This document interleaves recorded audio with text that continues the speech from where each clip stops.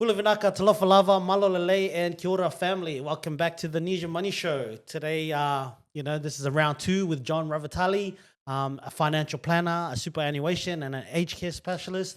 Before I do a full intro on John, I'm just going to give you a little bit of a spiel about some of the thoughts that have been running in my head in the last few weeks. We've launched about 23 episodes now, Izzy, and it's kind of been a learning experience for us.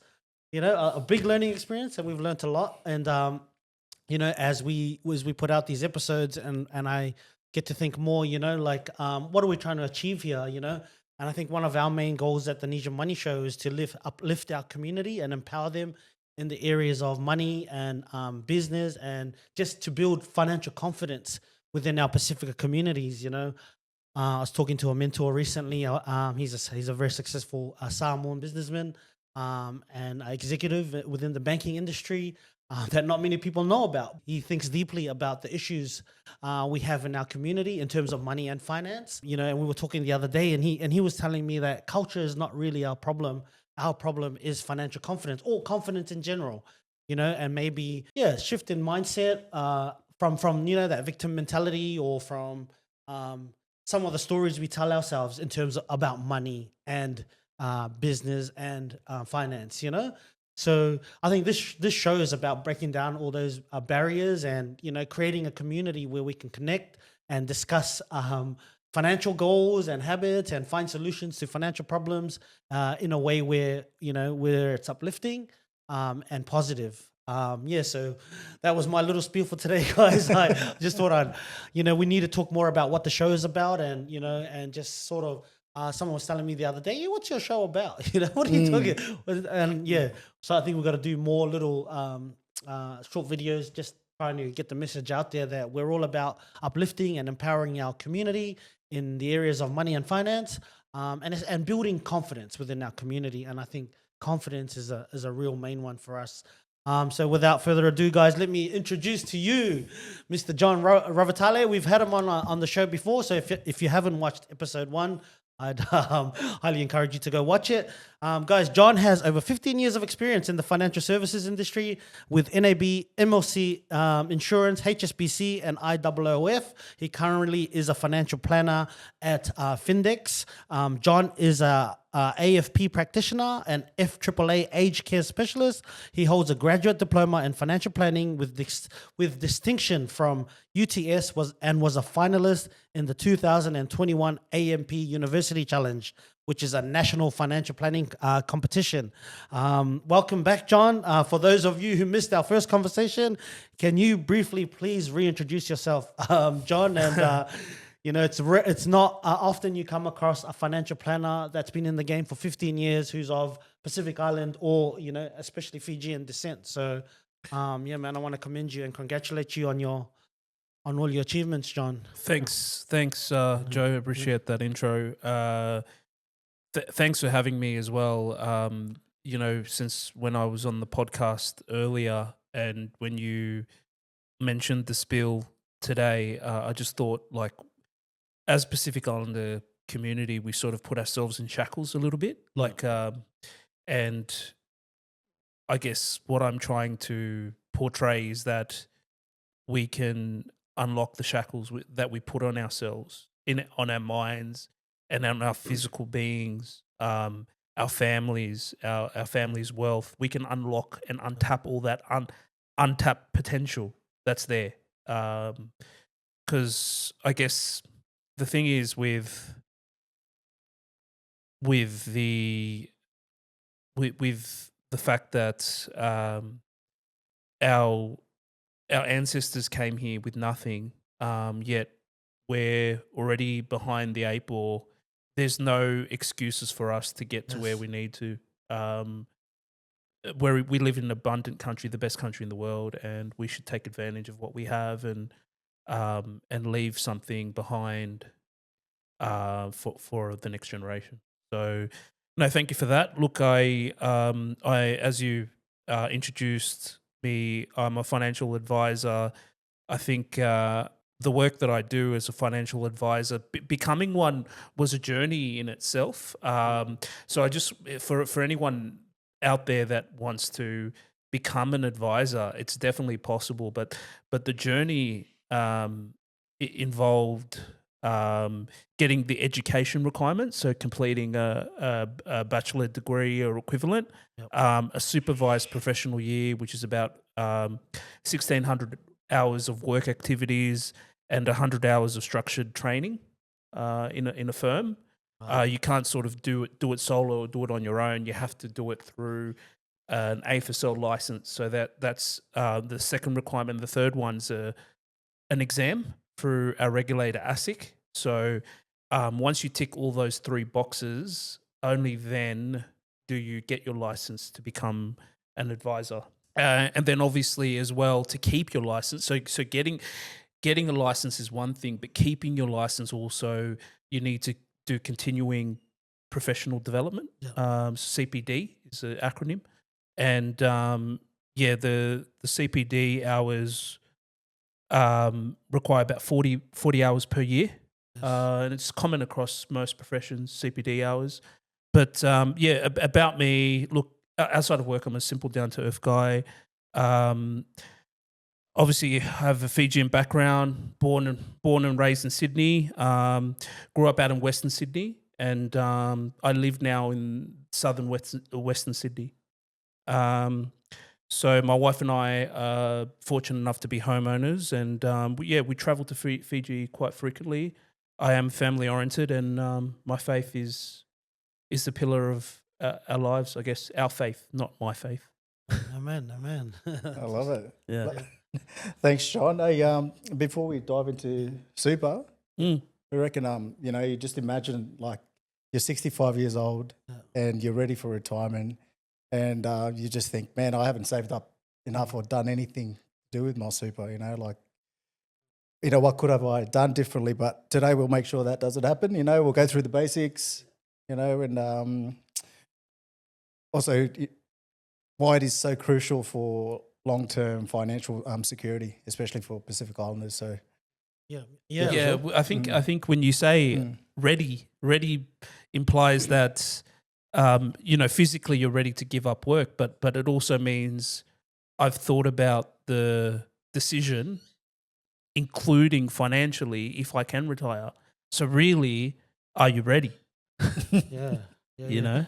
You guys, so that I guess that leads into what we're going to be talking about today, guys. Superannuation is one of the critical pillars in building, your financial foundation. We go to work as soon as we leave school or while we're still at school, we go to work. We start getting paid something called superannuation. And today we've got John, who's gonna dive deep into some of the question we're just gonna ask you some questions. It's gonna be like a Q&A today, where we're gonna just read out some questions because it's very technical, but we're gonna break down those technical things into a very simple and easy to understand way, so that if you're an 18-year-old Pacific person or 17-year-old, all the way up to 80 or above, if you're there, these questions will help you get this conversation with John will help you get a really good grasp on what super is, and maybe give you more confidence to be able to look after and manage your superannuation, or reach out or talk about it, and which is what we're really all about, trying to build confidence in these financial areas. The other thing we're going to talk about is we're going to touch on aged care a little bit, because a lot of our Pasifika families now are having parents who are aging, and it's things in this Western country, I guess they do it a little bit differently, and how we just address maybe some of these questions, just to broaden our knowledge, and have this is a platform where we're so humble, or we're scared to ask people that we'd be shy to maybe ask or reach out to someone. But we've got ChatGPT, and now we've got our very own financial planner, Mr. John Ravetali. I love ChatGPT. I honestly do. And then we can ask that a lot of questions. I've been finding, we got to ask ChatGPT, like Pacifica brothers and sisters, man, anything finance related or anything related, really, start using ChatGPT, which the Jewish people and the Indian people and the Chinese, they didn't have ChatGPT 2,000 years ago. We've got it now, so let's bridge this gap, of money and finance. Yeah, definitely. Yeah, it wasn't.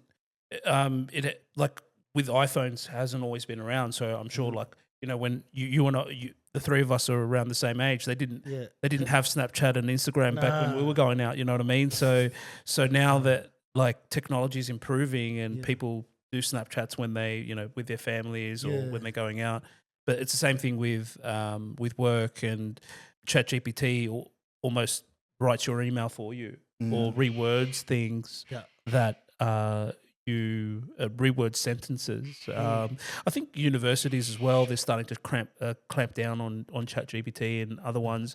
Microsoft have come out with their own version called Copilot. It's like ChatGPT. But yeah, it's definitely a game changer. The Chinese one just came out, eh? Which one was that? DeepSeek. Yeah. DeepSeek. I haven't tried. You haven't DeepSeek used it? yet.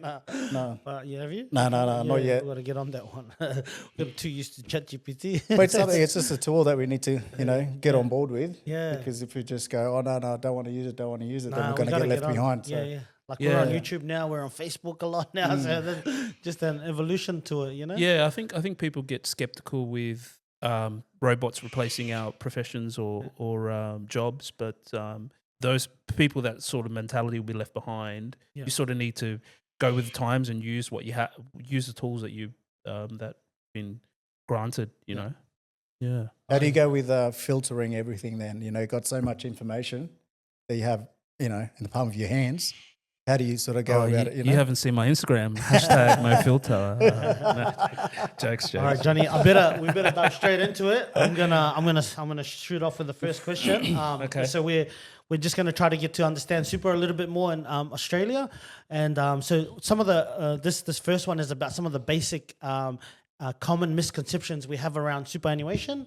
So John, let's start with the basics. What exactly is superannuation, and why is it crucial for long-term financial security, especially for us Pasifika families?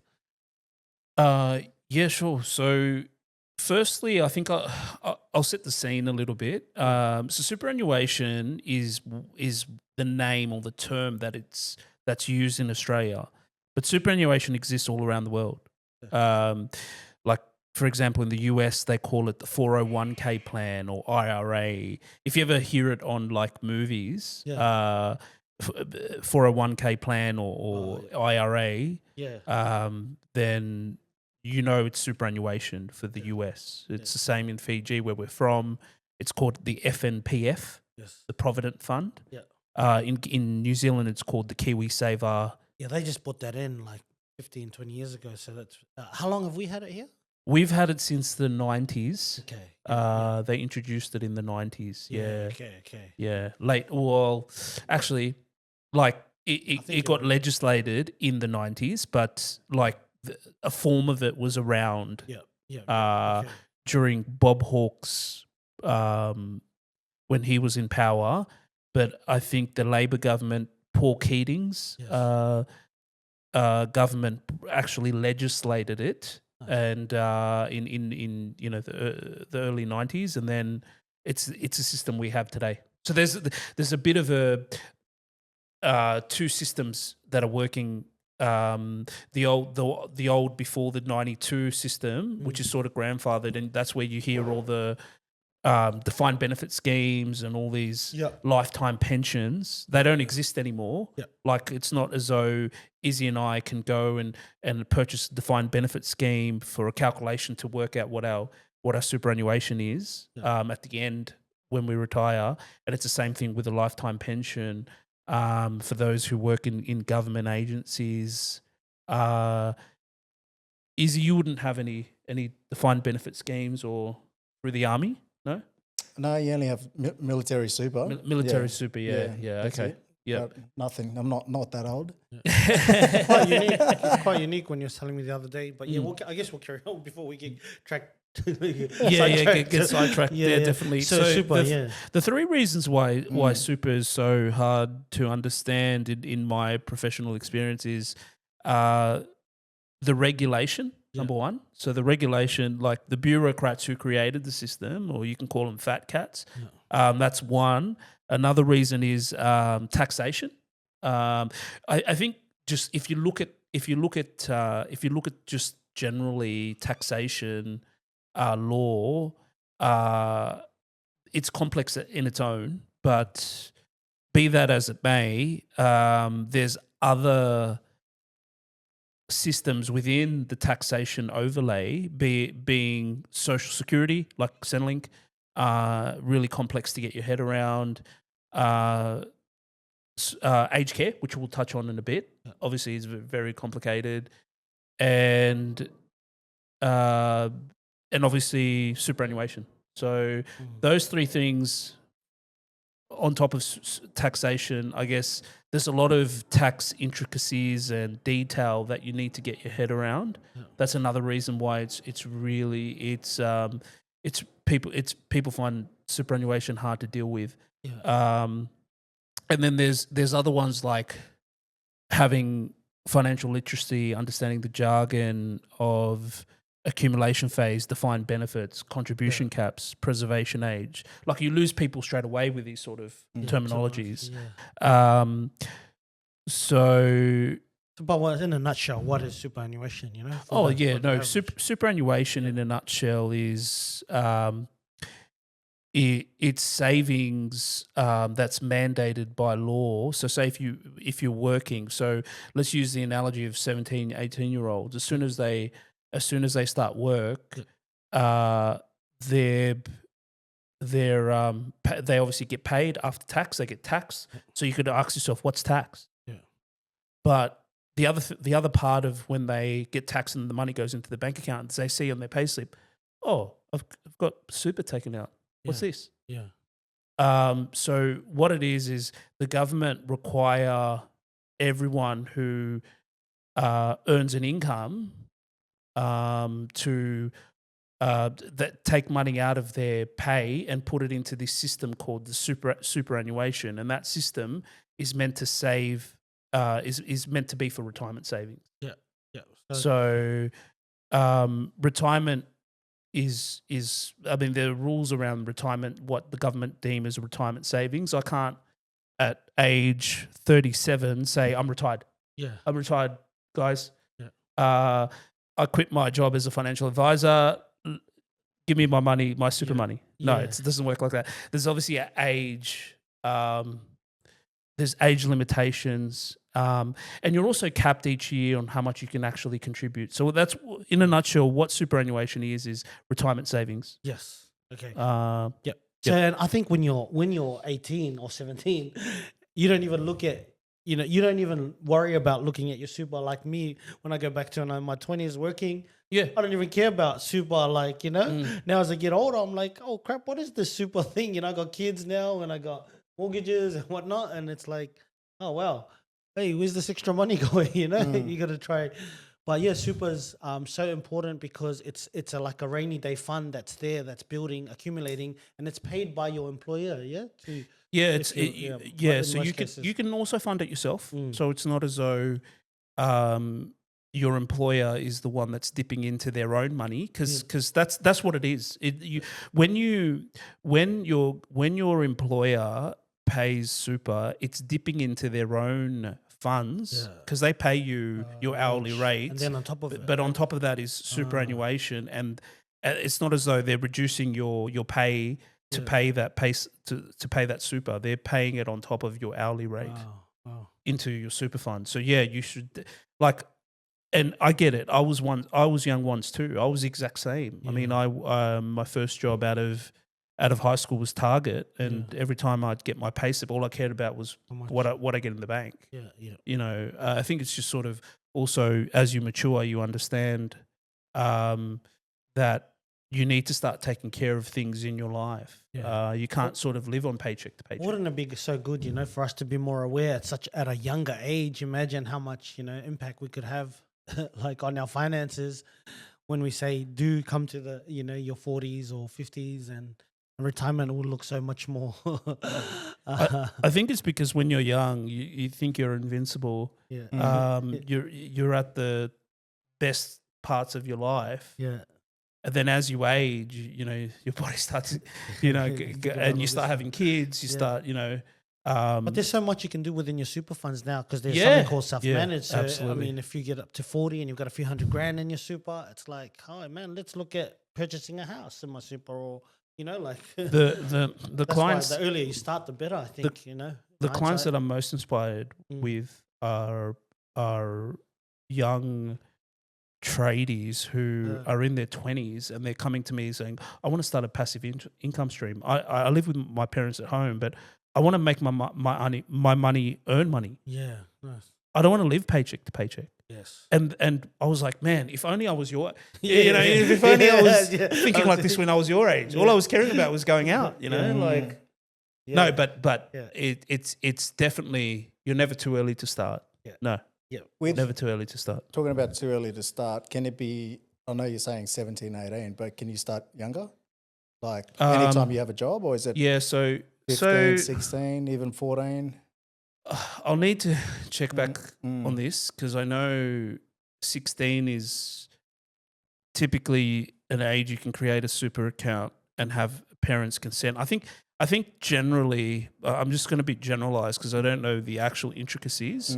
But when you're under 18, I suspect because you aren't able to sign a legal contract until you're 18. Yeah. I would suspect that you would need some sort of parental consent. And there's people at Macca's who are 14 and Yeah, that's right. 15 and they're working and earning an income. I'm sure they would need super. For sure, because Macca's wouldn't pay you and not put money into super for you. Yeah, but I think some way there's parental requirement for signature because then technically they're legally incapable of signing a contract under 18. Okay, so leave the comments in if you guys are financial planners watching. Leave the comments down below, guys.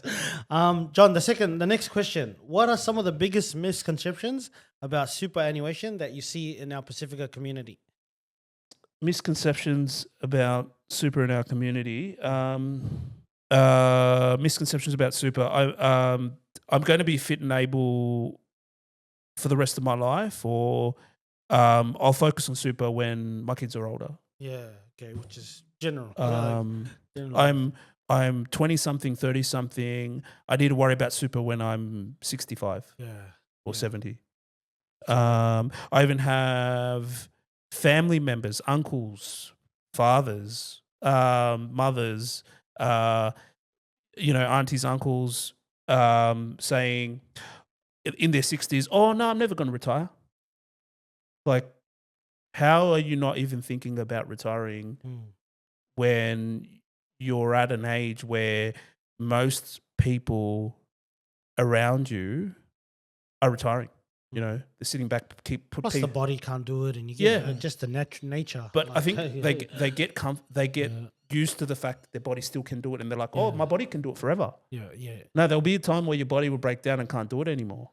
Just having that, or the mind, that vision, that long-term vision, because we're so as a community, we're communal, so we normally they're going to look after our children are going to look after us, or. I understand that, but also I think we got to realise that a lot of us are dying young. Every year we have 2 or 3 deaths in our community, so it's something you have to sort of definitely think about and get onto.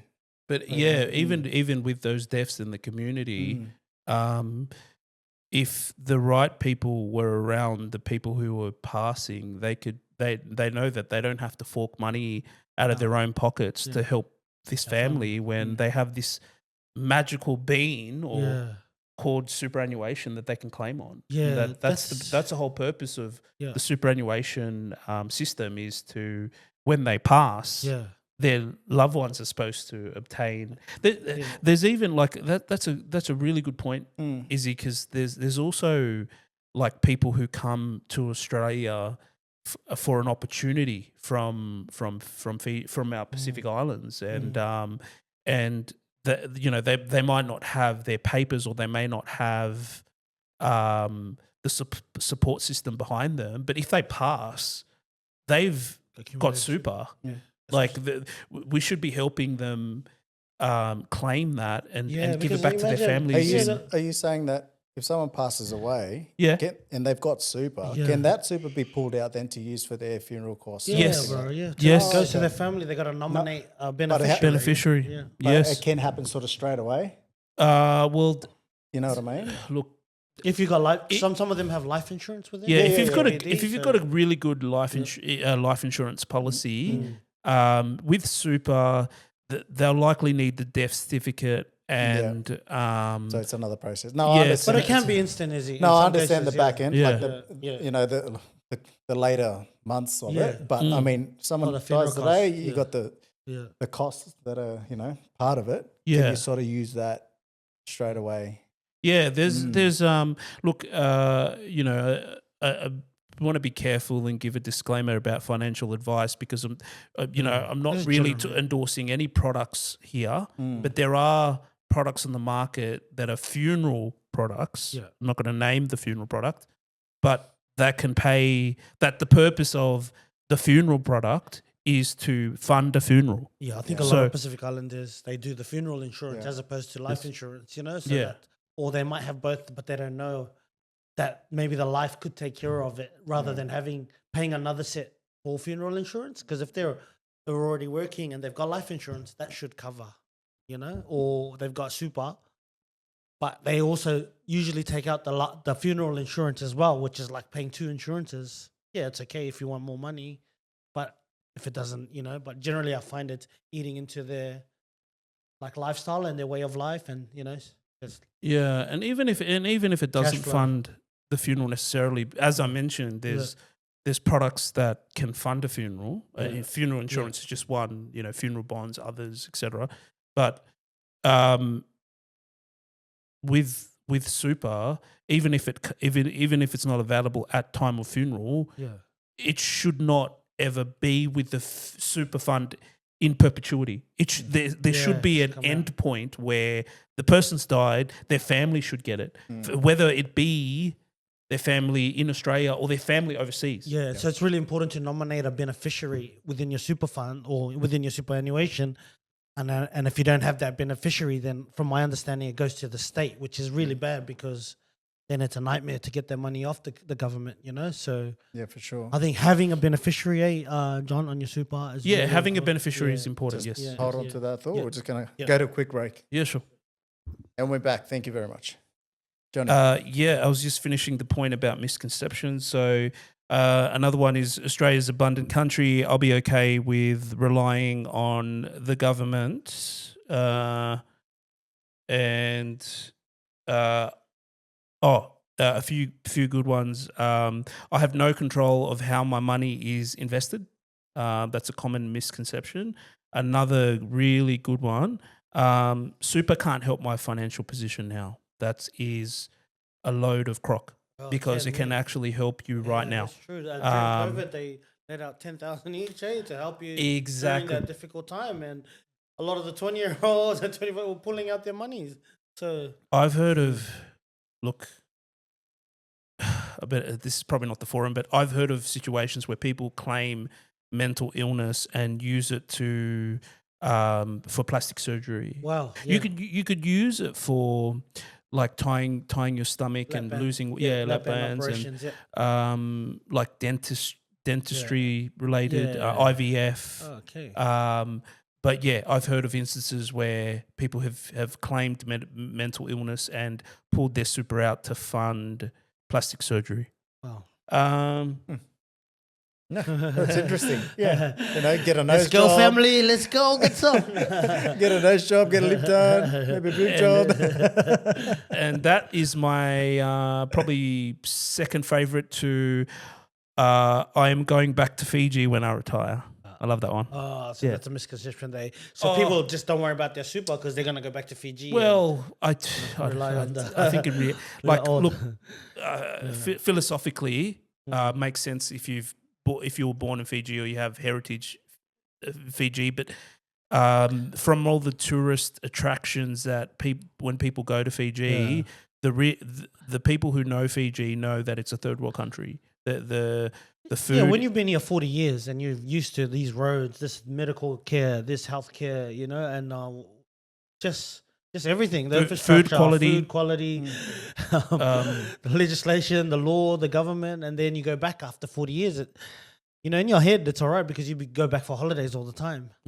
But then now I'm going to stay, and then all of a sudden, you know, reality starts to kick in because you've evolved really as a person. Not to say that it's not good, but you're always thinking of your way. You're in your head. How can I improve when going back from here? You know, like, but yeah, at a 65, you've got heaps of super, it's great. But you know, if you're saying I'm not going to save for super because I'm going to get back to Fiji when I retire, I think it's going to be or to anywhere in the islands, it's going to be a bit of a shock, you know, to the system, and it might be difficult to adjust, you know. And these days, when I go back to the islands, everyone's working, man. Everyone's busy, so like, you still need money to get by and, you know, to do things over there. Even in the islands now, like, it's not so cultural like as it used to be traditional, you know, like where people stay in the village, the elderly. It's a little bit different now. Even people from the village are going to the cities to work. So we are evolving like that as a society. So yeah, so that misconception is probably, man, I don't think it's done, you know. Yeah. Well, they're still doing the 9 to 5. Yeah, yeah. You know, Well, even if you go to the village, Yeah. you still got obligations of the village Yeah. if you're going to be part of the community there again. And Yeah. it's like, man, Yeah, you that's know, right. it doesn't stop. It doesn't stop. So that's a No. good point, John. Yeah, it's also like the cost of living. Look, I don't want to go on and on about the cost of living, but I seen a post the other day of Mizuno boots in Fiji selling for $700. $700. Wow. Yeah. Damn. Yeah, and my you know, You bought a pair. no, definitely not. Oh, wow. Yeah. I lifted boots a long time ago. Lifted boots. On to our next question, John. What are the tax benefits of putting extra money into your super? Sorry guys, but that one's a tough one because it's sort of going into financial advice. But put it It's this way: general, so, yeah.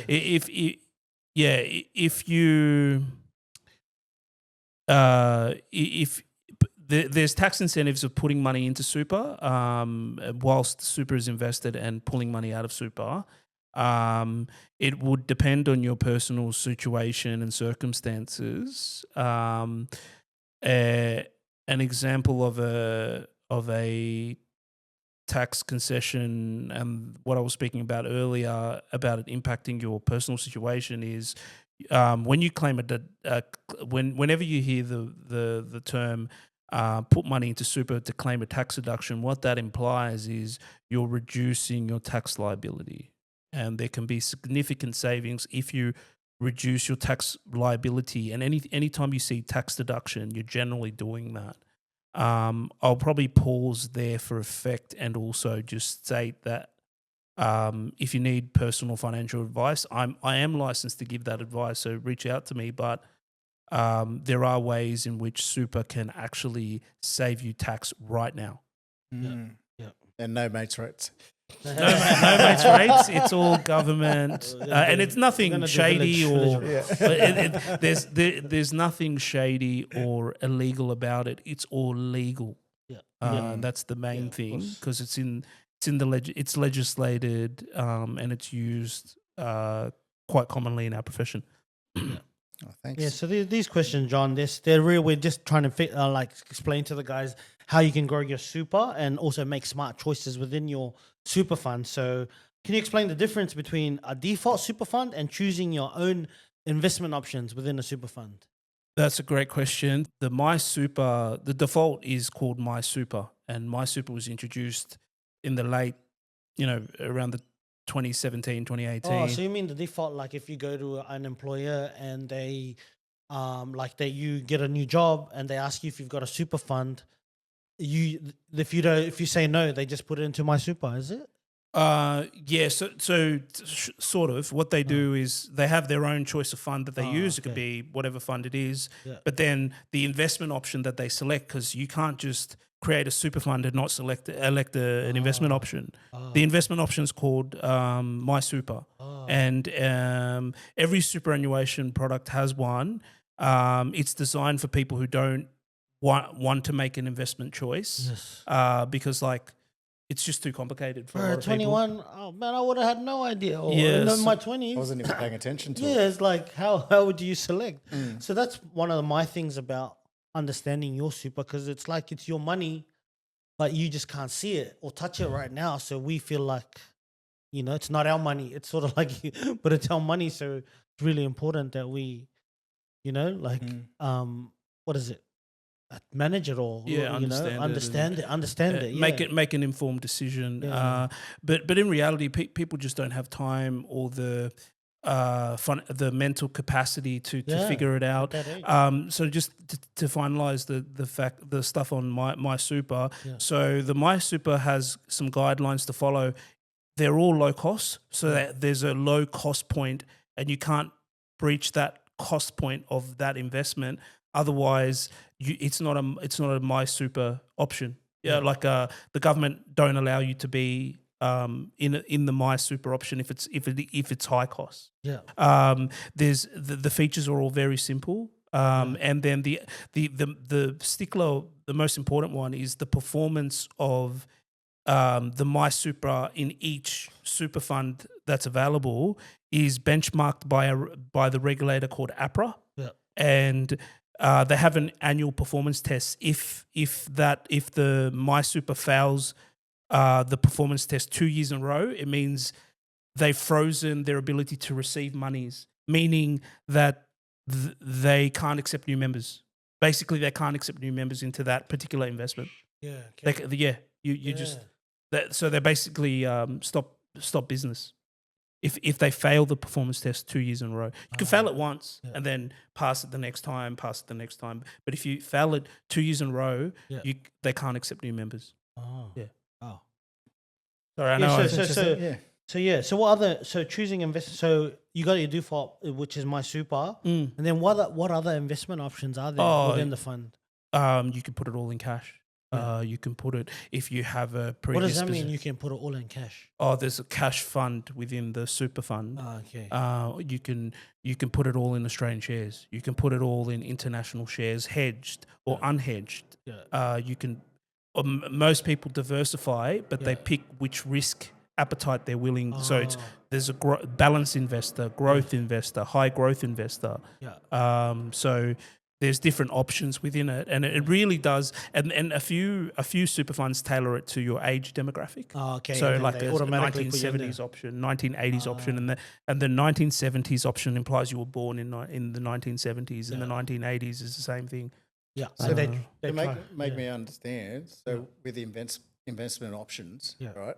So you've got access to your super account, right? Yes. But then from there, you can then choose to invest it in a certain share. Correct. And just put it in and pull it out any time. But it's not like it's just in there. You're just playing. You can invest. You can just move it around when you need to. Yeah. Yeah.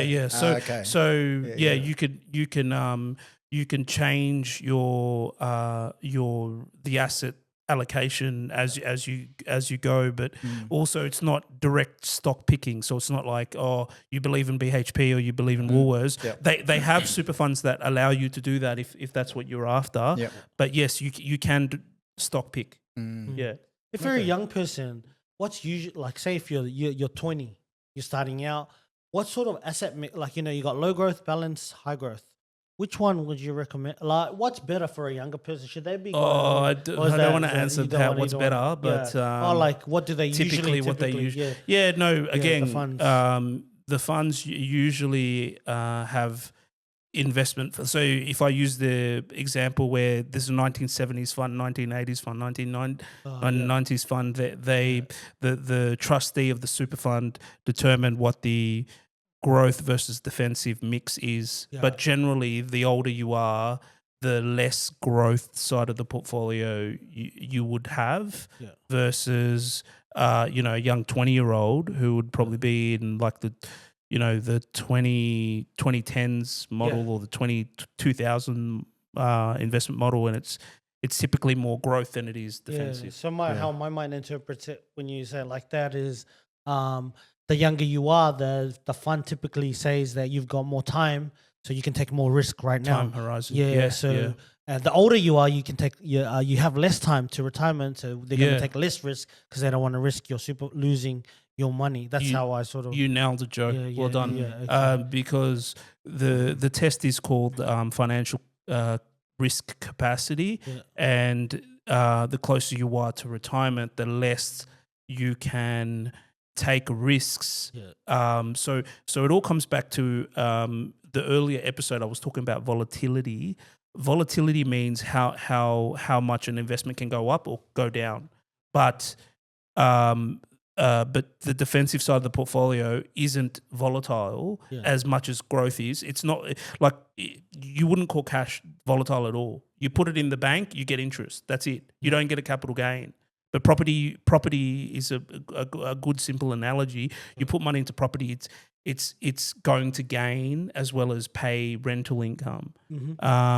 So my point is the defensive side of the portfolio, it's a lot more capital protected versus looking for a gain, looking for volatility. Whereas someone who's 18, 20, they can take the hits to the market as well as the gains. Yeah. But typically the performance would favor the more volatile managed funds. Yeah.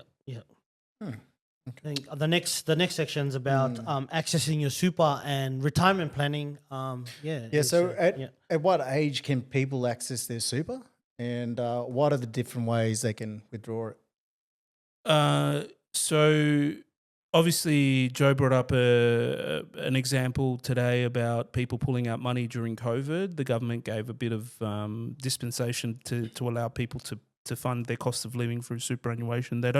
They rarely do it.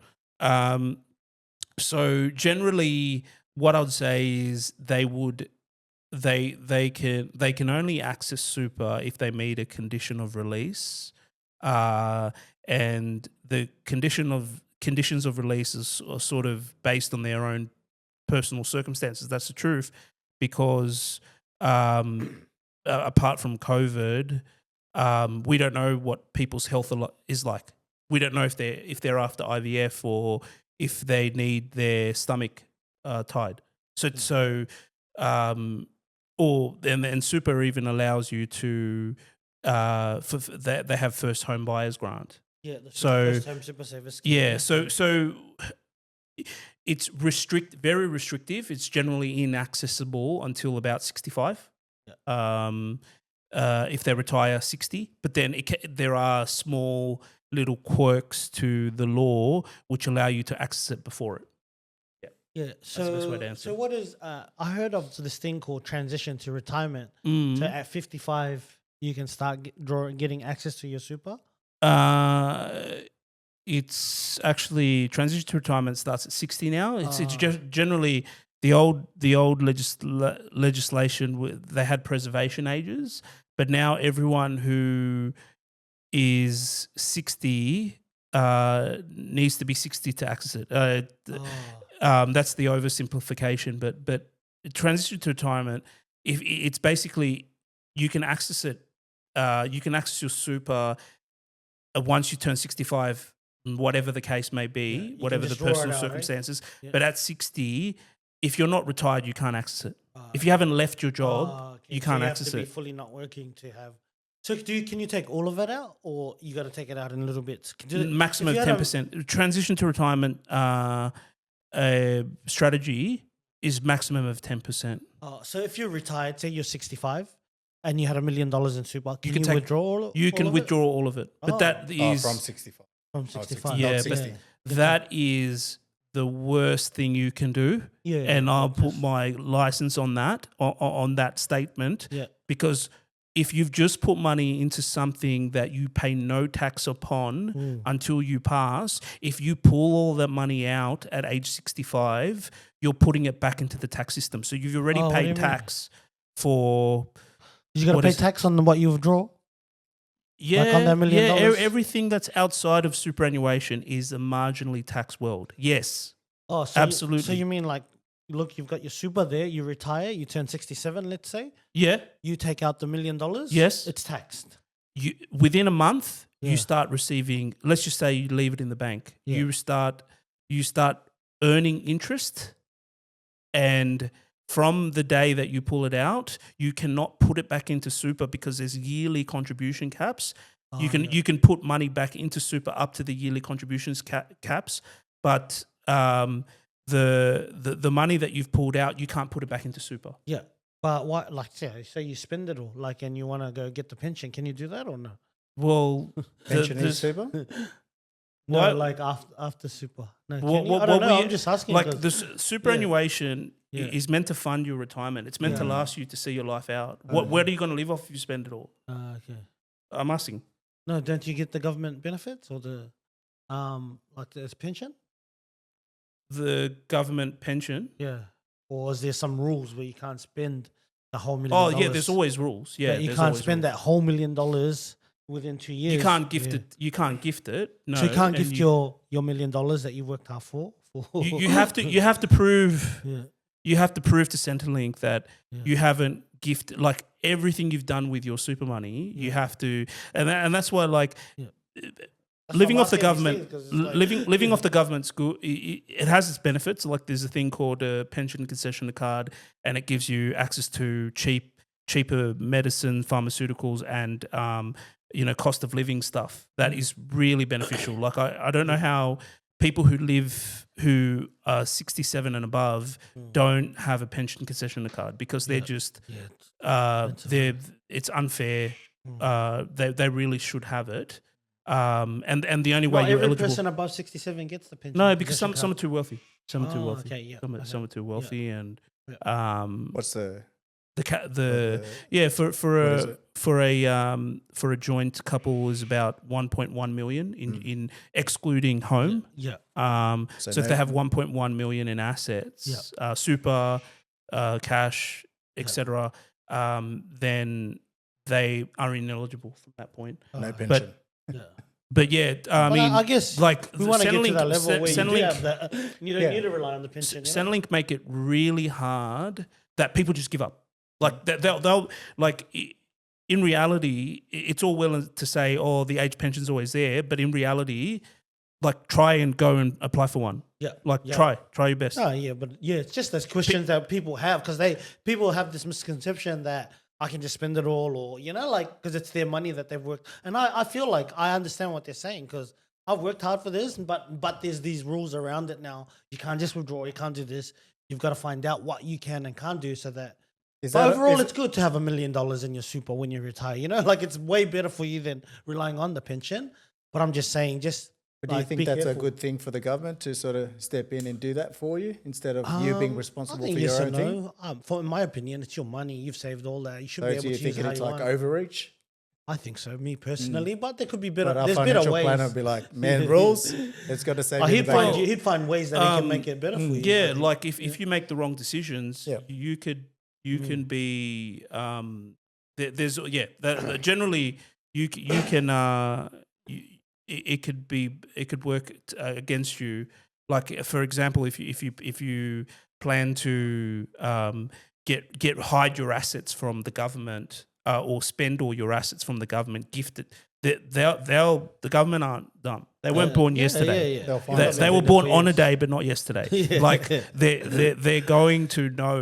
And it's all digital now too, so everything. Yeah, exactly. Yeah, And look, even with your bank accounts, this is a good to know. So even with your bank accounts, if you try and hide any assets, they'll know. Yeah, of course. Believe me, they'll know because the banks, when they pay interest, like when you do your tax returns, it all goes to the you see the interest payments that you've earned during the year straight away in your tax return automatically. Yeah. AI is turning Yeah. the ATO data into, you know what I mean? It's the same thing with the superannuation pensions we manage. Yeah. Straight away, the government knows exactly how our fund is performing, Yeah. how much they're receiving in pension. Yeah. That so yeah. So the best thing would be to like plan well ahead for it. See someone like yourself so you can maximize the benefits that you receive, right? At Yeah, retirement, look- and that would probably be the or you can spend it all and then you'll see what happens. yeah.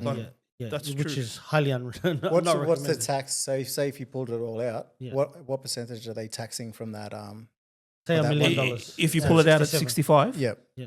if you pull it out at 60, there's No so tax. you don't get taxed On the when you super. take it out at 65. If you take it out, Yeah. yeah. If you take it out and you're 65, you don't get taxed. You don't get taxed. So they do give Okay. you that option too. You can take it out and So tax free. I mean, is there no like 200? You can only spend 200 a year kind of thing after.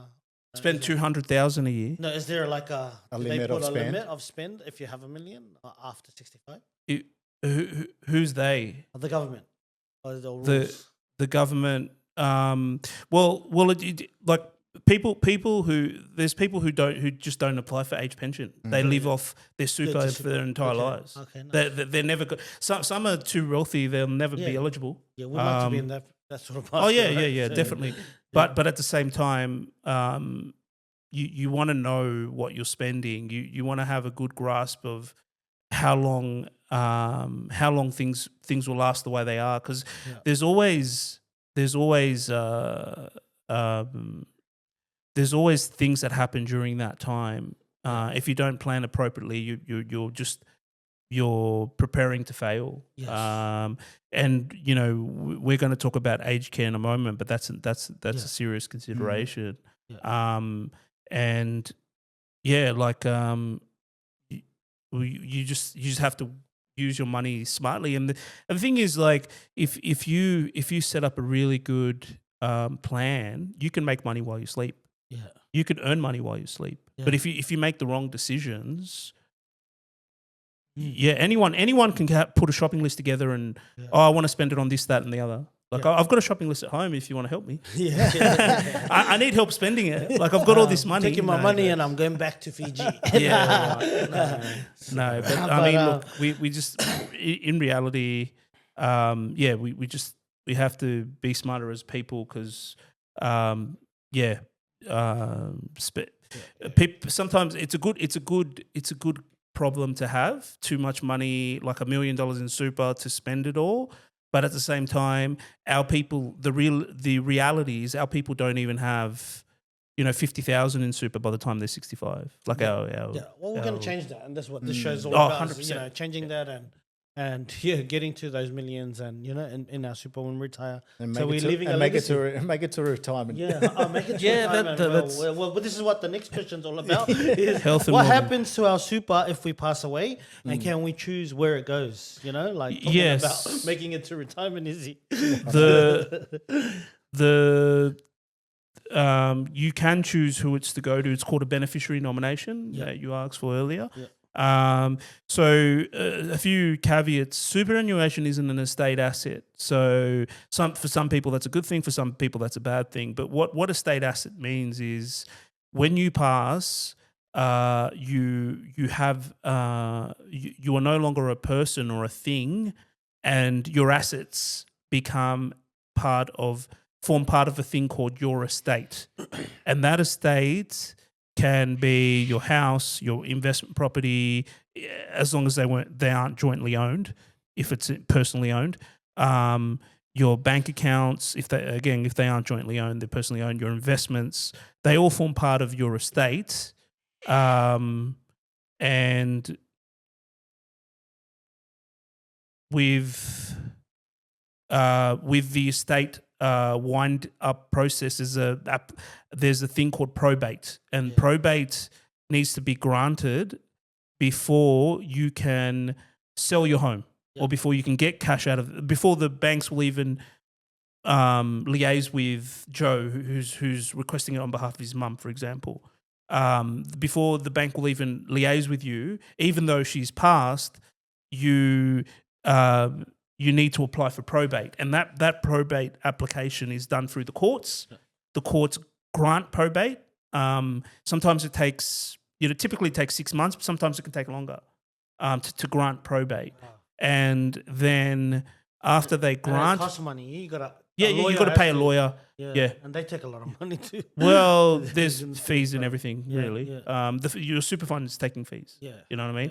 Yeah. So you pay a solicitor to then claim it for you. It goes back. It goes into the estate. All the money with super, it bypasses all that whole.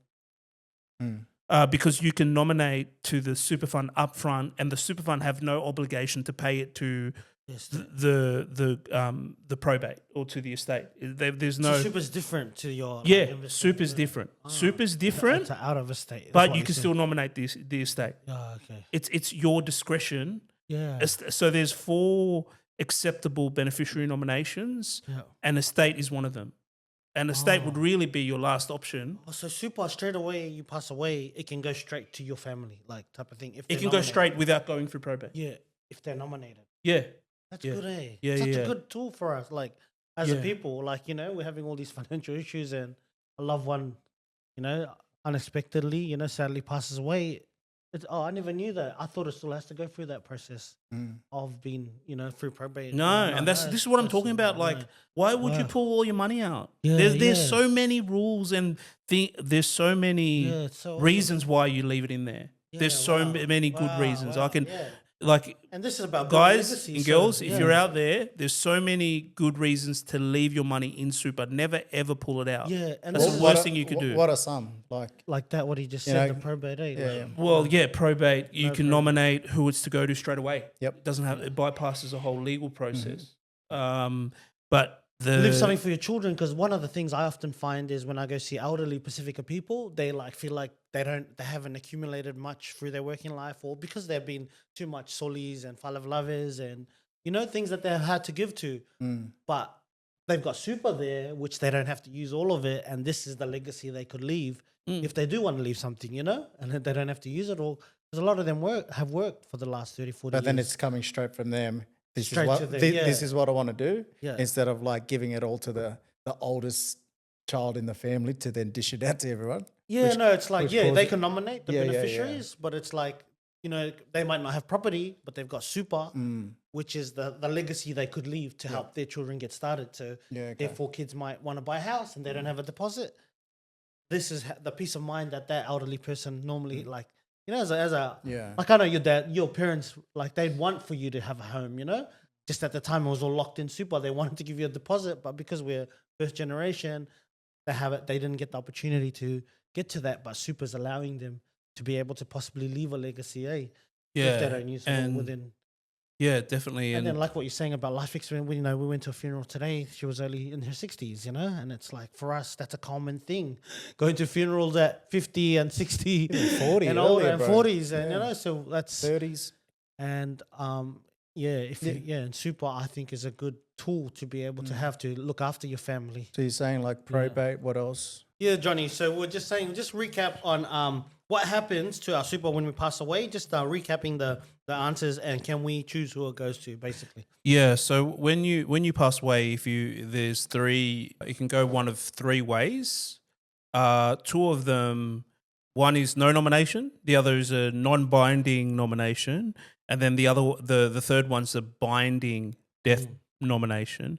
So the first two, the trustee has the final determination of where it's paid to.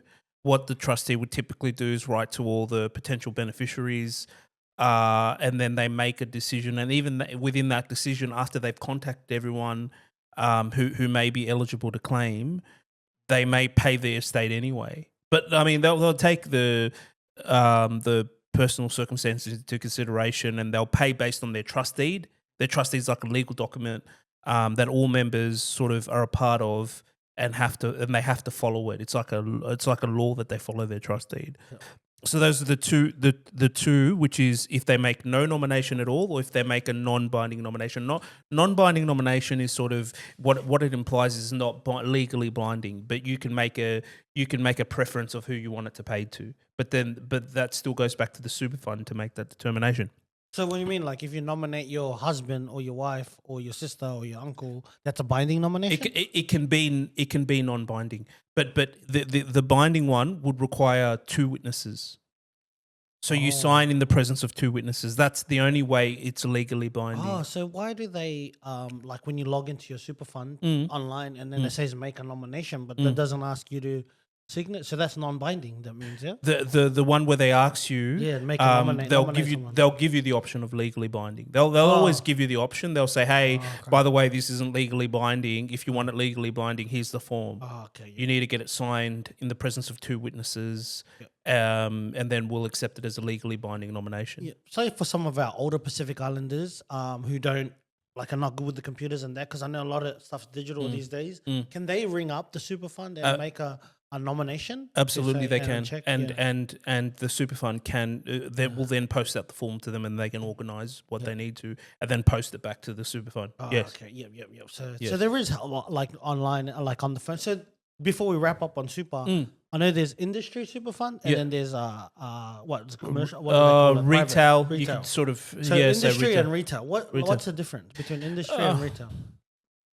Distinction between industry and retail is industry funds it implies that they're an industry. Yep. So, for example, there's a legal super for all lawyers who don't have a nomination or don't have a self-managed super fund.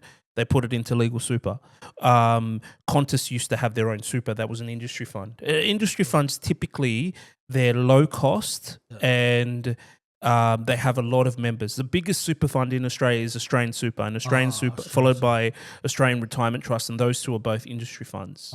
But whereas retail funds are sort of for more people who want to be more hands-on with their super fund, that don't want the pressures of a self-managed super fund. Yeah, And they want, but they still want to access direct stocks and pick stocks or invest in ETFs. So who would those funds be? Kind of like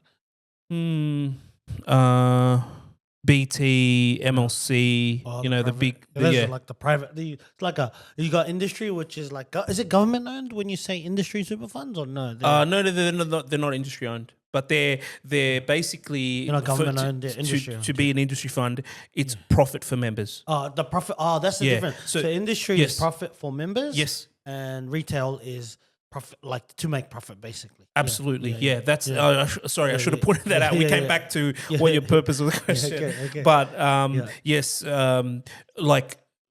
obviously there's big business here, but then there's also I wouldn't necessarily call it charity. It's more or less the profit that they earn. They don't pay it to a shareholder. Yes. Yeah. So we can be shareholders for the members. The profit is for the members. we can be shareholders of NAB, say if they had a super fund, or MLC or BT, we'll be shareholders. Yeah. And after they make a profit, they pay their shareholders a dividend off the back of that profit. Yes. Whereas with industry funds, it's all for the members. Yeah. The profit they make, they'll put it back into the fund. Yeah. So you got CBUS, your Australian Super, you said Australian Retirement Trust. There's another big one I'm missing. CBUS, Australian Super, Australian Retirement Trust, Aware Super, and there's one more. It's like a construction one. CBUS and... I forgot. Yeah. But talking about all these different supers, right? So for someone, I think a lot of us, we sort of jump from job to job as we start and it also, always, that's so you got a super with this company and that company. So consolidating all your super, what do you think of that? I think it's a good thing. Yeah, what you don't want is to pay double the amount of fees. Like you don't want to have an account with Australian Super, then an account in Australian Retirement Trust, and you're paying the exact same fee but twice, basically. So consolidation is really important because it also allows the investments all to be in one. Say if you've got 50,000 one, 70,000 one, your investments will compound a lot further. Not only will you save on fees, but it will compound a lot further if you have 120,000 in one fund. Because the more you have invested, the more you compound your and that's easier to interest. But I guess the caveat to do that is you may have insurance on both as well. Yeah. What you don't want is moving it to one of the two funds and then lose your insurance in that other fund. What do you mean insurance on both? Is that you putting insurance on the super? Within most supers, they have automatic insurance cover for most. Automatic, okay, So you get say if you're 30 or the younger you are, the cheaper the insurance cover is. Does the insurance cover go down as you get older, or does it go up?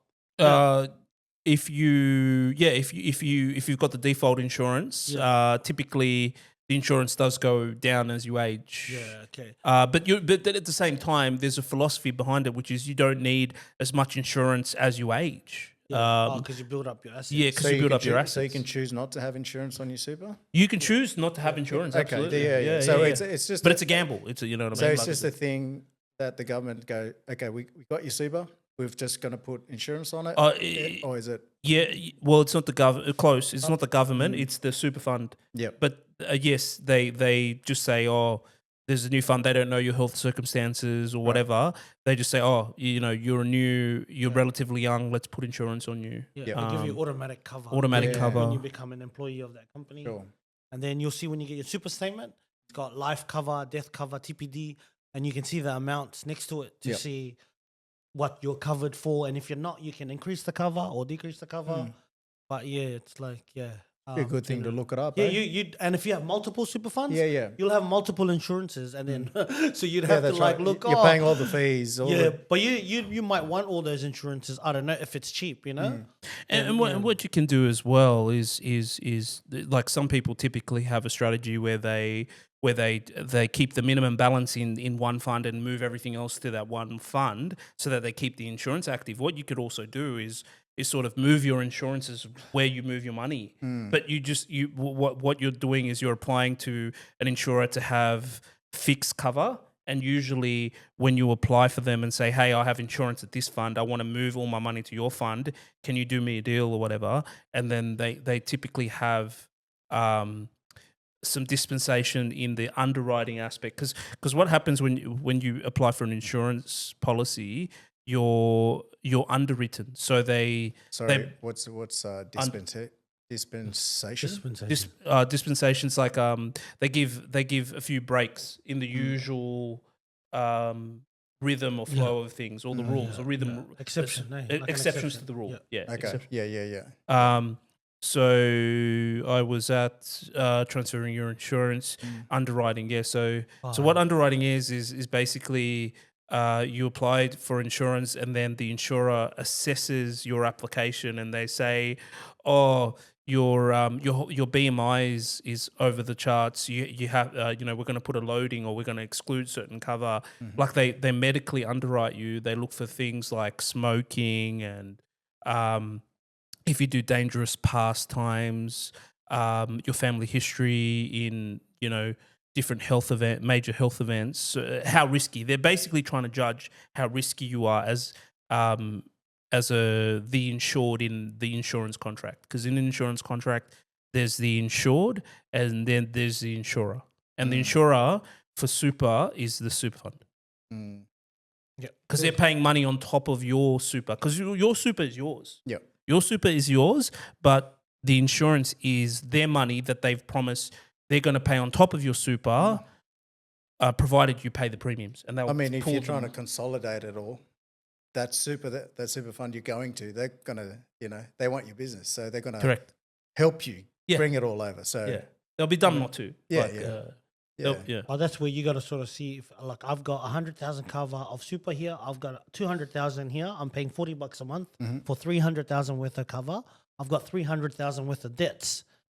If I move over to here, they're only going to give me 200,000 worth of cover. Should I move over, or should I just continue to pay my $40? Like those are the kind of analysis or stuff you got to do to see, is it worth moving over? And then they might not move you over because they might not cover you when you go to the other super because you got a But it'd be silly to have your money just everywhere. It's better to consolidate if you can get the same level of cover and protection. Yeah, true. Yeah. Well, that's good to know. Fees. Yeah. All right, guys. Just on that. Actually, I shouldn't say. I'll talk to you after. Yeah. You can come join us when Ring John Ravetali. So for the next segment of this show, guys, we're going to talk about aged care now. Aged care is, I guess, obviously many of our families who've come here, the first generation who've migrated to Australia, they're starting to get a bit old now, and it's so the children have to be mindful about these options, financial options that can help us, not hinder us. So the next one is talking about planning for aged care and what our Pasifika community needs to know around the aged care system financially, like in terms of our money. Many Pasifika families, Johnny, wait too long to think about aged care. When is the right time to start planning for it? Great question. So early to mid 60s would be the best time, even if they're healthy. Like there's obviously people that are in their 60s that are unhealthy. But even if you're healthy, start thinking about it at that point in time, because things may hit. When you're more at risk to have an adverse health event or to have whether it be physical or mental, Yeah. because I don't know the stats, but I'm sure a lot of people in aged care homes have dementia or Yes. Alzheimer's, and it's a real risk, even if you're physically able to just still Yeah. put everything in place and have everything. Yeah. Um, In your 60s, roughly, like if you're healthy, Yeah. or unhealthy, whichever way. Yeah. Yeah. So planning early allows you to be proactive rather than reactive in the midst of a crisis. And I think the first things to get off is family discussions. Sort of have open communications of who the family want to be the POA. Say if something were to happen to both parents, Yeah. because typically it's the power of attorney, POA's, sorry, acronym for power of attorney, is typically the spouse for the other spouse. So it's the mum for the dad or the dad for the mum. They're the attorney kids, if something were to happen. Be the alternate attorneys. Start having those discussions, or like Who makes the you have decision? you have 5 kids, the most or 2. Yeah. You can't have all 5 kids be your Power of attorney. You'll never get anywhere. You know what I mean? Yeah, everyone will be fighting. Everyone's got a different opinion. Yeah. So you're saying is you need to start having the discussions around who will make decisions if you become don't have the capacity to at a certain point, right? So usually you're saying it's the wife, the partner, and then you got to sort of look at who's next in line to make the decisions on your behalf if you can't do it. Yeah, so and God forbid, if something bad happens. If you have 3 kids, it could be a vote of 2 over 3. Like say if one's like adamant they don't want this, and then the other 2 are fine. Yeah. You can have it like the majority rules if you want all your children, but typically 2 and they can sign off without each other as well. Yeah. In some cases, you can sort of be flexible with some of the solicitors making things happen. But there's 2 documents which would be when someone's incapacitated. One's power of attorney, which is your financial person who makes financial decisions, and then the other one's enduring guardianship. And enduring guardianship is health decisions. So when to switch off life support, things you assess from a quality of life perspective, and someone you trust. If it isn't that same person who's really people could say I'm really good with I'll money, make the financial decisions, but I know my mum might not want me to make the decisions. Exactly. So sort of like exactly. I mean, I'm good with money, but my parents may think I give you a sister who don't will make the exactly. decisions. So fair enough. You just don't know. So enduring guardianship would be the stuff related to quality of life, life support. Nice. Yeah, because there's also voluntary. I know this is probably hard to hear for Pacific Islanders because we're all faith based, but there's laws passed of voluntary put yourself to death. Euthanasia. Oh, really? Yeah. Is that when? Yeah. Well, I thought you can't do. Yeah, when Is it here in New South Wales? Or New is South it? Wales, yeah. Oh wow. It's state-based law. Yeah, that's right. Because it's different laws. I heard something about it in Western Australia. Wow. There are parameters that you have to sort of conditions that you meet, but I had a recent case with a client at work who did it. Yeah. Oh wow. Wow. Yeah. Well, I feel like we do have our own sort of internal system as Pacific Islanders of these decision making processes, but to take it to the next level, and then to use these power Well, it's of on paper, attorneys. It's sort of it takes away the uncertainty, and it takes away all that infighting as well. That's true. That's So true. So you just need to end the conflict. This is what mum and dad want, or this is what I want for the family to do, and then it just clears it up, and then you just do it. When the time comes to handle that's it. right. That's why estate planning is so important, and And the Palangis keep it simple. They're like they do it, and it's like there's not much. Generally, I'm speaking. No, but definitely it is important, and we need to start thinking about it. If we want to talk about legacy on the show, it's almost bread and butter stuff that estate planning follows legacy, because the legacy is you're leaving something behind, but how you're going to leave it behind matters. Yeah. Who's going to make the decisions when you're incapacitated matters. Yes, You know it what I mean? does. Yeah. All right, man. A lot of Pasifika families prefer to care for their elders at home. Are there financial supports for home care services? So yeah, one of our cultural things or traditional things is looking after our parents. You know, we can't imagine just our culture sending, in most cases, sending our parents to retirement village, or they can't imagine you sending them to a retirement village. You know, but I guess for me. I think about it now. I look at the system here. I think maybe I'll be all right. Like I wouldn't want that burden on my children, but that's just me. But I know culturally, my mum would hate it if we'd send her to a retirement village. That's why we're going to retire in Fiji, right? Yeah. You could jump off the bridge. Awesome. Home care package. So the aged care system kicks in for people at 65. Yeah. So before that, they have the NDIS system. So if someone's qualifies for NDIS, they get subsidized care at home and whatnot. For people who are in the NDIS system, as soon as they turn 65, what's supposed to happen is they move into the aged care system. Oh. Yeah. So why I say that and why that's important is even when they're in the aged care system, home care packages is something that it allows for people to live independently at home without the need to put them into residential care. And there was a recent Royal Commission and a change in legislation that's happened in the aged care sector. As of 1 July this year, the government are putting a lot of they're investing a lot in the home care package system. Yeah. So there's changes. What is that? What does it include? Like a home care package? I mean, the current model is they assess your health and see how able you are, and then they put you on level 1, 2, 3, or 4. Those packages are actually moving to 10 in 1 July, but working with what we have now, level 1, 2, 3, 4.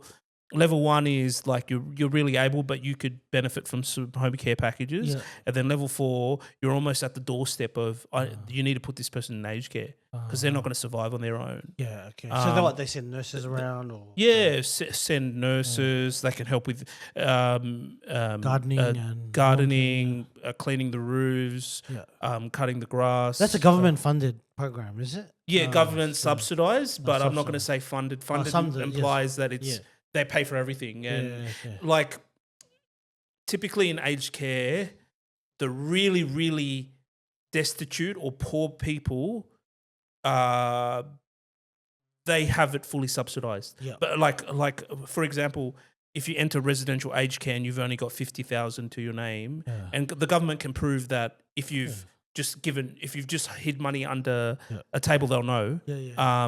50,000, and then the government will fully fund it. Otherwise, you're going to have to pay the published rate if you enter. It's the same thing with home care package. You get means tested, and the home care package, I'm going to say generally it's subsidised. Yeah. Okay. Well, what are the main costs associated with aged care, and how do people afford it?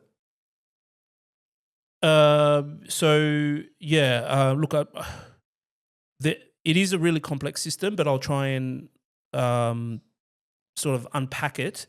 So first cost is called basic daily care fee, is a fixed cost.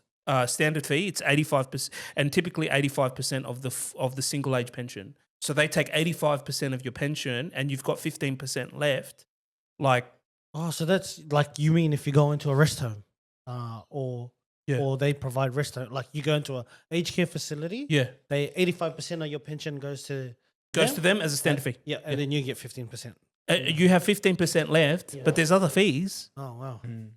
Oh wow. Yeah, man. Wow. Yeah. So then there's the means tested care fee. So the means tested care fee is a variable fee based on your means. They assess how rich you are, or how many assets and how much income you earn, and they put it into this calculation. And then it spits out a number, and they say this is how much you pay per day as a means tested care fee. For someone who has like 4 million, you could expect they're almost at the maximum means tested care fee, almost at the maximum. So what that means, they have to pay for it themselves, or no? Like, When you say means tested, like what do you mean? Like So there's two fees. There's one that's fixed and there's one that's variable. The one that's variable is all of them is you pay for yourselves. oh, okay. Yeah. So and I've only just one's I've for only the pension and one. Yeah. So, and people who don't even get the pension, it's still 85% plus the means tested care fee. yeah. But that's just two fixed that's just two costs that I've covered. There's another big one. Yeah. It's called the accommodation cost. Wow. The accommodation cost is a DAP and RAD that I was talking about in episode 1. Yeah. So the accommodation cost is the upfront amount that you put in, is like a bond, because it comes back into your to your estate. Yeah. So say in Sydney, aged care homes, the RADs for aged care homes would be $1 million. So you have to pay $1 million. Yeah. And if you don't have $1 million, that's fine.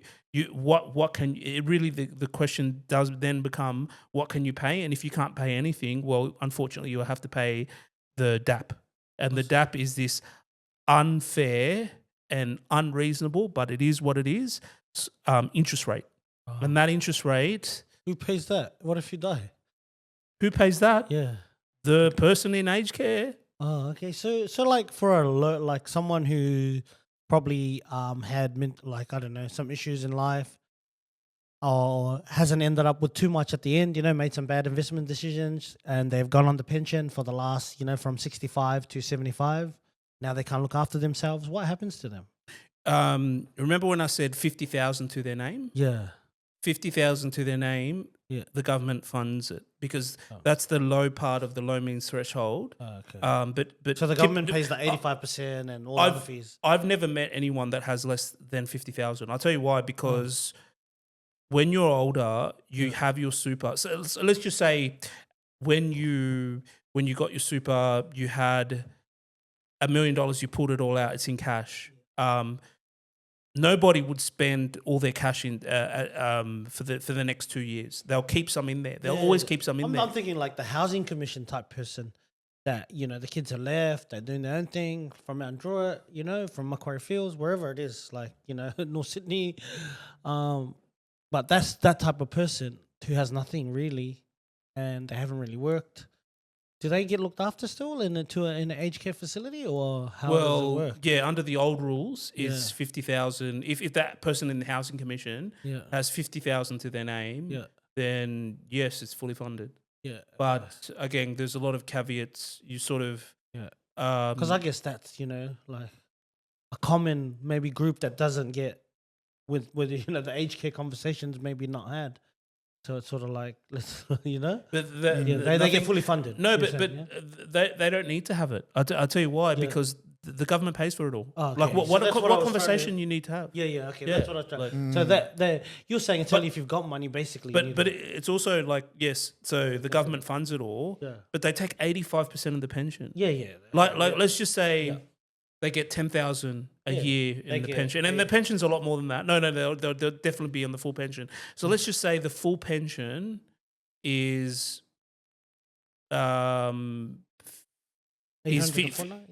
is 100,000, which it isn't, but let's just say 100,000, because it's too late in the day for me to do math. So the pension is 100,000. They keep 85,000. So imagine getting 100,000 in your bank every year, and you're living off that, and that's fine. And then all of a sudden, the government just take 85% of it. Yeah, 100%. No, but you're pretty much need care full time at that age anyway. So what are you gonna? What are you gonna spend it on? Yeah.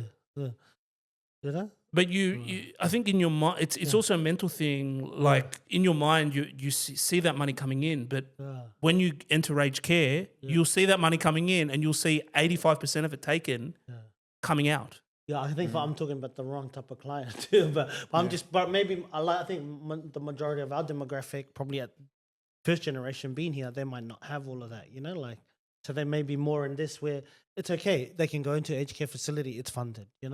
But it's not the ideal because you want to end up with money when you retire, and you want to be having that other conversation that we're talking about. Aged care, the other conversation is quality of life. Like what sort of quality of life. What sort of life do you want to have? And then even like after retirement, when you can't travel anymore, but you're just sort of going day by day, Yeah. do you really want to be in aged care and at the whim of somebody who's caring for you? Yeah, that's right. No, Like, yeah.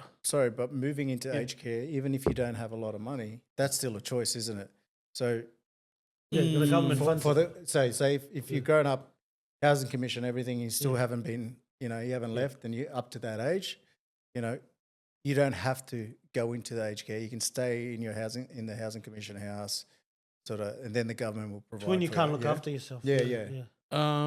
Yeah, that's Because I think I've seen that, like Yeah. going into some of the homes in Redfern and stuff like that. Yeah. There are still elderly people in there, Yeah. and they're all sort of put together in one or two Oh. those towers, Complex. Oh, Redfern. really? Yeah. And then they So look there's after people. them there. They look after themselves, but also people are coming in, Yeah. checking on them and things like that. Yeah, but that's what you're saying. It's funded, eh? But if but they're still not at in home- it. They're not in care. Yeah, No, that's right. So They're they give living their at their money home. and yeah. So what Izzy's trying to say is like it's also it comes down to a choice. Look, the aged care conversations. Most of the ones I have is there are choices. Yeah, they are you choices. said, you never see anyone with less than 50. So. The decision to move them in really lies upon if the main caregivers can continue giving care. Yeah. And for husbands and wives, I've seen it in my experience. Like I've seen the husband needing care, the wife can't do it, and the wife's still doing it, and she's deteriorating further than the husband. Yeah, wow. Because it's taking so much energy to care for, heavy, right? man. Yeah. And that's It's a big job, load. bro. It's a big load under. And this is what I'm sort of talking about. Like to this day and age, everything's so fast. Like Can you imagine looking and at the sports, looking and after then- a and then child you got- by yourself, yeah. but now. But the as you idea grow of up- this is Yeah. to get into that position when we can afford the care. That's what the show's all about, is to get ourselves in a position where we're strong financially. Our foundations are strong, so that mum and dad can stay home. We can bring in care. It's like that's really. But just to demystify some of these questions and for you to explain how it works, it's amazing, John. To start having the conversation. I mean. I guess the way I try and do it is I try and link it back to reality or have a bit of joke here or there. And your parents have sort of raised you and, changed your nappies, and there'll be a time where you'll have to change theirs. You know what I mean? Like, and that's the reality. And it's just philosophically, do you want someone else caring for them? Are you capable? And that's a lot of people. The first one. Are you capable? I don't know, man. I question myself. And are you capable of changing your mother or your father's nappy? No, you know what I mean. Like that's the meaning in its own, and that's what I'm talking about. Quality of life. People are living longer, so like life expectancy. So you're going to be 60, 70, and they're going to be 80, 90. Like I don't know, like. Is that why they also moved the retirement age? Because of that life expectancy? Absolutely. Yeah. Absolutely.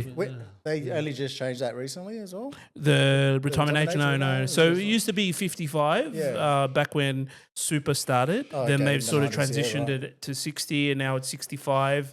And the age pension also transitioned to 67, but it's not over. That's Things a long change time. all the That's time. a long time to wait, for someone especially just working. And I'm looking forward to that. I've heard to some that ideas pension about and- retirement where they reckon you should get the pension. I mean, you should retire at 25 and you start work at 60 because then you can't really travel in that, So we retire at 20 and we go do all our fun stuff. Then we come back and start work at 60. I hear your point. Like a lot of people complain about jet lag and not sort of being in business class because they can't handle sitting in that seat when they travel when they're 60s, in their 60s and I'd rather enjoy my retirement early when I'm young, and then go back to work when I'm 60. So that way, I'm around people, and it gets lonely, bro, at that age.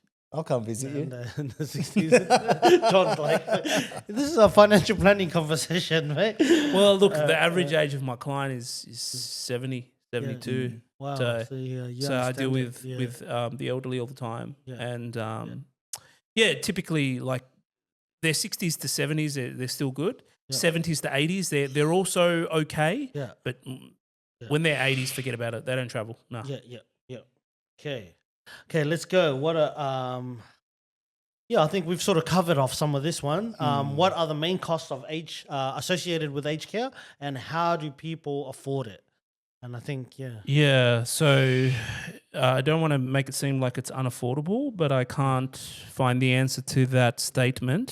So how do people afford it? For obviously the government subsidizes part of it, and then part of it's self-payment. The fees are the fees. Unfortunately, affordability isn't really considered because the fees that are calculated for the aged care are legislated in the Aged Care Act by the government. So there's really not, and Social Security Act, and there's nothing we can do about it. The only thing is put them into aged care or don't put them into aged care. Those are the only two decisions. I guess you've covered off this as well. How can we prepare financially now so that we're not caught off guard when aged care is needed? I think, that's sort of. So, look, I would say seek professional advice. It's important to state as well that not all financial advisors have aged care accreditation. There's only there's 15,000 financial advisors in Australia. There's only 2,500 that are aged care specialists. Oh wow! Or aged care, yeah. So if you're in Sydney, I'm obviously happy to help. But if you're in another part of Australia, I'm happy to have a chat and refer you on to another local professional. Nice. What's the number that are retiring every year? Retiring or going into aged care? Going into aged care. Aged care. I don't have the stats on that. Oh, that's interesting, though. ChatGPT. What are the main costs associated with? I think we sort of covered these. Yep. The resources of the government support and the exit to help Pasifika families navigate aged care decisions.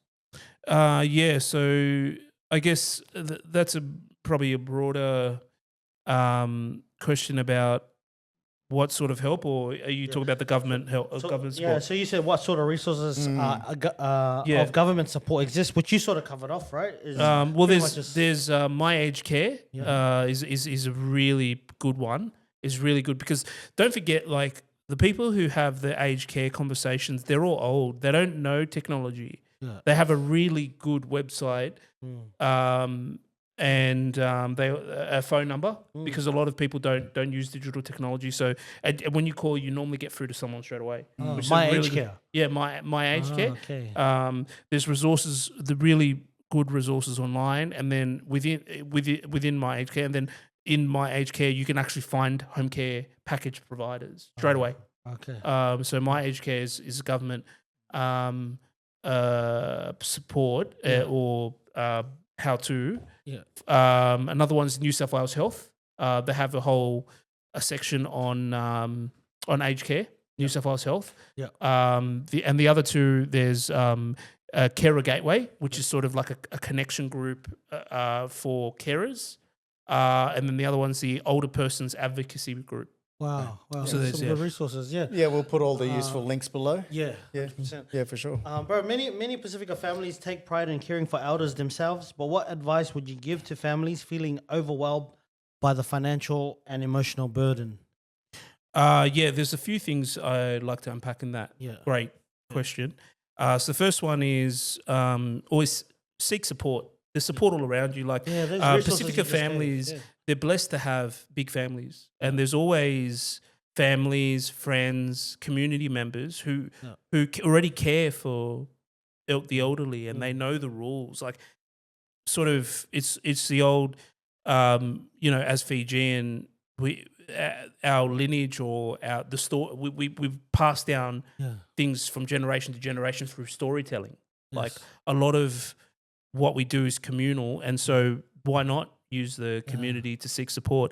There's also support groups, and to that point, like, it's just providing emotional support and practical advice together. Yes. Like, that's the only way we can do it. Like, it's not all on someone's shoulders to take care of a particular person. There's great initiatives all around, and then obviously the professional help.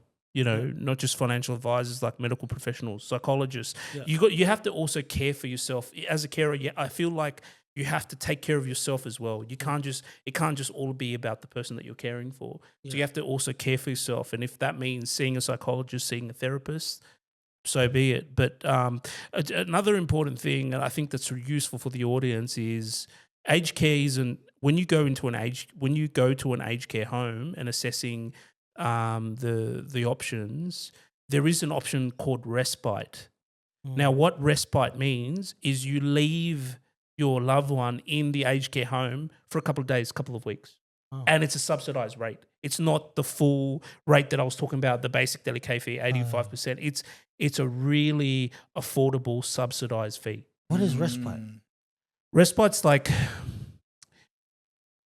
what respite means for aged care. I can't remember what the actual term means, but what aged care respite in aged care means is it's like say you're going away on holiday and you want to put someone in an aged care home for 2 weeks and then you come back and collect them. Oh, It's like your break. temporary, like daycare for elderly people. Correct. So you having a break? You having a break Jeez. from Oh wow. Subsidised fee. It's not expensive at all. So and then the other thing too is So what she's My going parents, to my mom's gonna be watching this, getting like, "Fuck, put me in the-" we'll edit that out. We'll edit that out. I won't. I'll edit that. That's the truth, man. No, But I won't. Like, but it's like, no, well, they have that. It's That's a really good. Yeah. It's a really good try before you buy. Yeah, You know what I okay. mean? Yeah, Like interesting. it's Interesting. Yeah. and test it out. And Yeah. if you don't like it, don't go for it. But Yeah. if it's like Your mom, it's a your weight parents off your might like shoulders. it. If it's a weight off your shoulders and the person that you're caring for, is fine, Yeah. man, that just Yeah. opens up an Yeah. That opportunity. respite, is that from the government or is it part of the aged care sort Is of it- payments that you Respite's from the private, government. oh, From the so- government. from the government? Oh, yeah, it is and from it's the called a respite up fee. to what amount? Up to so you get 60 or 63 days, one of the two. You only get 60 days per financial year, so you could Okay. put them in for 60 days, take them back, and then care for them for the next People 300 do that, eh? 300 For, days. for only approved aged care facilities or any? Any or Respite. check with your aged care home. I haven't heard of any aged care home not accepting. It's only if they're full. Only if they're full, they can't take a respite person on. Oh wow. But if they're normally able, like they're normally like not able. Oh, you just they need care. yeah, they need care. Oh, like you want to put someone in that's able. No, like what I mean is like like He's going to go drop off the No, I'm kids. trying to think. Drop the kids, drop the wife, drop all the... Come on, let's go. Kids, I've heard this thing called respite. Dad did respite. It's gonna drop me off. Drop me off now. I need a break. Check me in. Far out. It's interesting stuff. Sorry, man. before that, I'm just going to yeah, that's right. have a quick break. Yeah, so respite, just test it out. You obviously pay a cheap respite cost. But I guess the main key message for carers out there is obviously take care of yourself. Yep. You have to take care of yourself before you can take care of anyone, and you don't want to deteriorate to a point where you're the one that needs more care than somebody else. Obviously, see the signs, like look at yourself in the mirror and see the signs of if things are not working as they are. Don't be. If you need a break, like the respite thing that I mentioned, take breaks, and also take turns with other loved ones. Share the load, share the love, and another important one is to celebrate the good times. Yeah.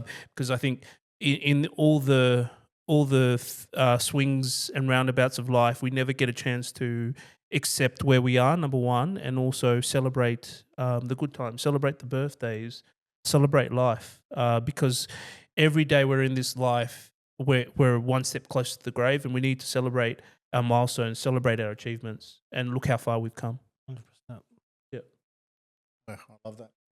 Yeah. That's good, John. Yeah.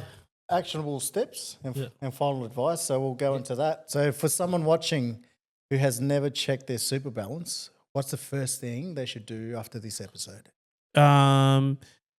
So check how much super and insurance they have. And then once they check those two things, do they feel that it's enough for their current circumstances? And then number 3, look. It's sort of like a fancy car. You look under the bonnet to see how the car is operating. Is what exactly are they invested in, and are they comfortable with their investment, with what they've chosen as their investment? So really, just those 3 things. Yeah. How do they consolidate their supers? How do they go about doing that? They could do it. The ATO has a super. When you log into MyGov, you'll see ATO has super. You can consolidate via that method. But again, I would caution listeners to do that because you need to assess the insurance. You don't want to lose insurance by moving it across. You definitely want to move it across eventually. But you want to make it worth your while, and you want to make sure that you have the right insurances in place. Yeah. So before you consolidate, maybe seek some professional guidance, guys, just to make sure you're not, putting yourself out of pocket. Basically, is what John's saying. But super lookup, hey, that's what it's called. Yeah. Super lookup. Yep. To see how many supers you've got, to maybe start thinking about, what's under the bonnet, like John said. What's one simple financial move people can make today that will set them up for a better future in retirement? To be honest, I keep it simple with this answer. Is just the start. The start's always the hardest. Yeah. But that's one simple financial move is to start the is to start the analysis, start the conversation with whoever you need to. But if you don't change and you're fine to be set in your ways, and then you'll get what you're really going to get. Yeah, you hit the nail on the head there, man. That's really important, John. What I'm finding a lot of the times when talking to people from our community, I think it's the conversation, that's the initial confidence builder, is having that conversation, being able to say, hey, mention superannuation, mention retirement, investment mix, within your super. What are you invested in your super? Simple questions like that to make each other accountable, or to bring awareness to your thing. So it's like, it's good, man. Yeah, you'll have to understand, like when you, I remember in the last episode you talked about how long money's been here, but how long we have been in the game, which isn't long. Yeah. But it's the same thing with language and reading. Yes. Our ancestors passed things on through word of mouth, through storytelling. Yes. They didn't write it down in a book. Yes. They didn't write it down on the caves like other cultures and whatnot. Yeah. We've passed things on by speaking to each other. Yeah. So why don't we do that? Speak to each other instead of I guess you don't want people to know your circumstances, how dire or how abundant they are, but you need to start. Yeah, but I think that's something we shouldn't be embarrassed about or afraid of, man, because everyone's gotta on their own journey. Yeah, we all gotta start somewhere. So and that's the key message. Just start. Yep, start. Beautiful. Thank you. Yep. Well, if you could leave our audience with one key message about financial independence and retirement, what would it be? All right. So the key message, obviously, from a financial independence, the key words that I found here is the message I wanted to relay or to say to the audience is I guess the challenge or the question here is, do you think you can earn money whilst you sleep? So we all earn money whilst we're awake, whilst we're going about the jobs that we have. But it takes discipline to take a fraction of what we earn and turn it into passive income. Just like everything in life, that involves discipline. And discipline is the difference or the bridge between goals or ambitions and accomplishments. Anyone can dream big and set a goal and say, that's my goal. But to achieve it, you need discipline. So discipline is the key. That's the message I wanted to leave, is that, you believe me, the opportunity to earn money in your sleep is real. I didn't just make this up. You see overnight. Yeah. Oh, so that's that's the dream, and if that's the dream or if that's the goal, discipline is the key to getting there. Amazing, Johnny. Man, and I wanted to personally thank you, John. This week I reached out to you and saying, I don't know if I'm on the right track. Izzy and I on the right track with the show. Like, we're sort of just warming into it, and some of the content's a bit, mellow, and we're being so like humble, I guess you'd say, in our in a way that we'd understand. But you encouraged me this week and say, just to start, you started, so you can only build from here. So, thank you for those words of encouragement. And that's like another thing I want to say, I think we've been a bit to learn about money and finance, it does take a little bit of concentration and focus. And I'd, applaud you if you could just even watch 5 minutes of what we're talking about, because, I think we've got to start. Like John said, let's just start with 5 minutes of this 2-hour conversation and see if we can pick up a golden nugget so that, we could apply and use in our life to help build our community, build financial confidence. And that's what we're trying to do, So, yeah, I know, Izzy, you picked up a few things today, just 100%. and but it's good, man. It's good. Thank you, John. Yeah, look, I think you guys are doing a great thing here for the community, and we need to start these conversations. Just start is what one thing I emphasize, and you start and things will happen. We won't always. It won't be a perfect storm. Like you're not going to change the world in a few podcasts, but what you are is you learn as you go, you grow. The start's always the hardest, but look at where, like a lot of people talk, like I said in my last message, a lot of people set out a goal. Oh, I'm going to create a podcast. The both of you have actually done it. Yeah, awesome. And you're doing it well. You're learning as you go. You're not experts at this at the start, but I'm sure it'll grow on to bigger and better things. I've got no doubt. Beautiful, no doubt. Beautiful.